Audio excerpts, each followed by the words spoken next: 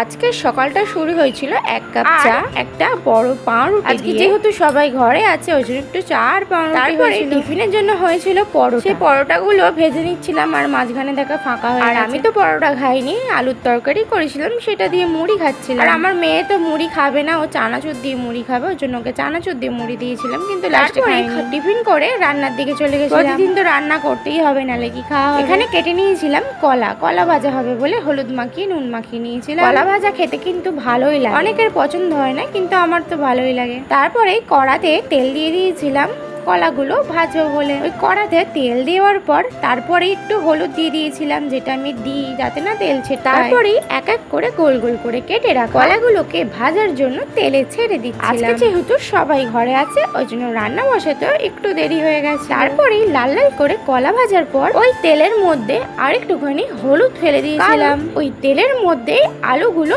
ভাজবো বলে। আলুগুলো দেখে তো তোমরা বুঝতেই পারছো আমি কিসের আলু কেটেছি। এই আলুগুলো লাল লাল করে ভেজে নেব। তরকারিটা করব বেশি করেই আলু দিয়ে করব যাতে দুবেলা হয়ে যায়। আজকে এনেছিল চিকেন। আমরা কিন্তু সব সময় ছালওয়ালা মাংসই খাই, মাংসের দাম হলে আর কিছু অন্য কিছু করতে হয় না, ওই দিয়েই সবার ভাত খাওয়া হয়ে যায়। মাংসটা লাল লাল করে ভালো করে মাখা মাখা করে নিয়েছিলাম। আর তার সাথে ছিল আলুর বড়া, যেটা আমি প্রায় করে থাকি ঘষুনি দিয়ে ঘষে আদা রসুন পেঁয়াজ দিয়ে লঙ্কা লাল লাল করে ভেজে তারপরে বাসন মেজে সবকিছু পরিষ্কার করে একটু বাইরের দিকে হাওয়া খেতে গেছিলাম, চোখে মুখে জল দিয়ে।